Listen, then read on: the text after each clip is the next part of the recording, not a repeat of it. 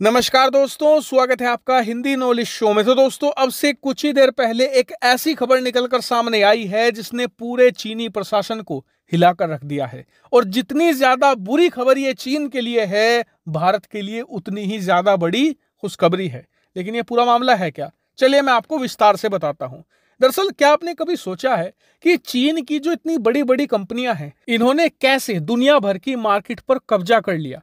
2019 तक तो आप भी जानते हैं कि हालात ये थे कि आप मार्केट में कुछ भी इलेक्ट्रॉनिक सामान लेने जाओ तो उस पर 99% चांस होते थे कि मेड इन चाइना ही लिखा हुआ होगा। लेकिन क्या आपने कभी सोचा कि यह हुआ कैसे? कैसे चीनी कंपनियों ने दूसरे देशों की कंपनियों को तबाह करके खुद उस मार्केट पर कब्जा कर लिया? तो मैं आपको बड़ी आसान भाषा में बता देता हूं। दरअसल इसका प्रोसेस कुछ ऐसा होता था कि चीन की कंपनियां जाती थी अमेरिका के शेयर मार्केट में, वहां जाकर अपने आप को लिस्ट करवा लेती थी।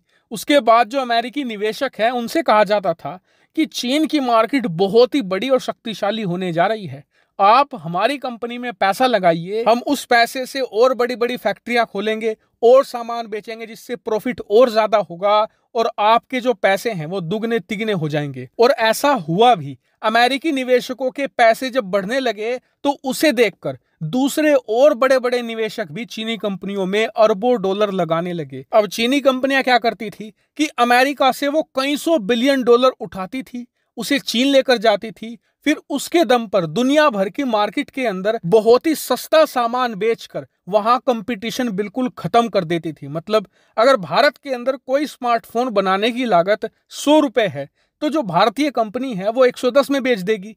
ये चीनी कंपनियां क्या करती थी, जिस स्मार्टफोन बनाने की लागत 100 है उसे वह 90 में बेचती थी। अब आप खुद सोचिए कि एक आदमी मोबाइल लेने जाता है, सेम मोबाइल उसे 110 का मिल रहा है, दूसरी तरफ वही सेम क्वालिटी का मोबाइल उसे 90 रुपए में पड़ रहा है, तो वो 90 वाला लेगा ना। अब ऐसे ही होना शुरू हो गया। धीरे धीरे भारतीय कंपनियां भारतीय मार्केट से ही खत्म हो गई, क्योंकि उनके पास इतना पैसा नहीं था कि वो लंबे समय तक चीन की कंपनियों को कंपटीशन दे सके।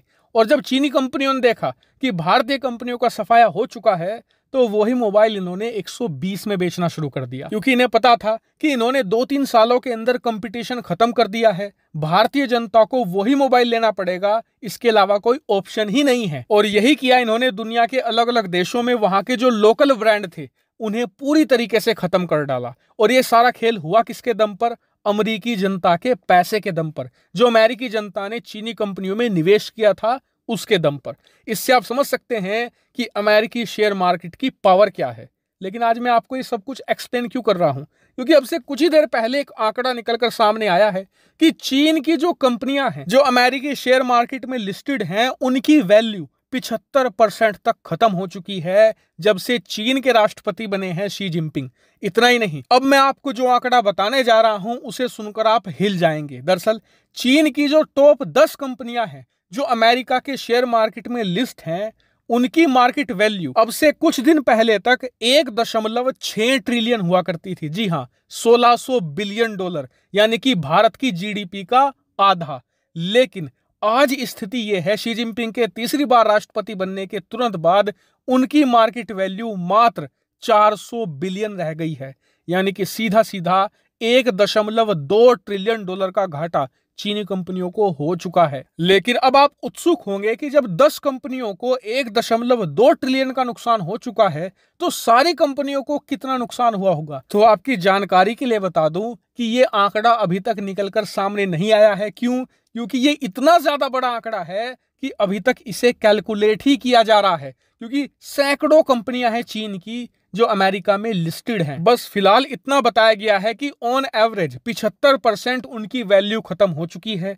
इसका मतलब अब ये होता है कि अमेरिका के लोग चीनी कंपनियों को पैसा नहीं दे रहे हैं, उल्टा जो उन्होंने पैसा पिछले 2 दशकों में यानी 20 सालों में इन्होंने लगाया है उसे अब इन्होंने निकालना शुरू कर दिया है। अमेरिकी जनता को पता चल चुका है कि चीन उनका दुश्मन है और वो पिछले 20 सालों से अपने दुश्मन को ही शक्तिशाली बना रहे हैं। लेकिन यह पूरा मामला भारत के लिए खुशखबरी क्यों है? वो इसलिए क्योंकि रिपोर्ट में बताया गया है कि जो अमेरिकी निवेशक चीनी कंपनियों से पैसा निकाल रहे हैं वो उसे बैंक में तो रखेंगे नहीं, क्योंकि अगर वो एफडी भी करवा ले उसकी तो भी बैंक में रखा पैसा घटता ही है, क्योंकि बैंक का ब्याज 4-5% मिलता है, अमेरिका में वही 2-3% होता है। लेकिन जो महंगाई है वो 7 से लेकर 10% के हिसाब से बढ़ रही है, यानी कि इफेक्टिवली पैसा घट रहा है। तो अमेरिकी जनता क्या करती है, पैसे को स्टॉक मार्केट में लगाती है दुनिया भर के। तो इसीलिए कहा जा रहा है कि ज्यादातर निवेशकों का मूड ये है कि भारत को एक अल्टरनेटिव के तौर पर देखा जाए और चीन से जो पैसा निकाला जा रहा है वो भारत में लगाया जाए। और ये हुआ भी है। भारत के शेयर मार्केट में विदेशी निवेशकों ने पिछले कुछ महीनों में जमकर खरीदारी करी है, खूब पैसा भी लगाया है और कहा जा रहा है कि आने वाले कुछ महीनों में अब ये धीरे धीरे बढ़ने लगेगा। हालांकि इस पूरे मामले पर अब आपका क्या व्यू पॉइंट है, कमेंट करके जरूर बताएगा। फिलहाल इस वीडियो में इतना ही। Thank you very much for watching video.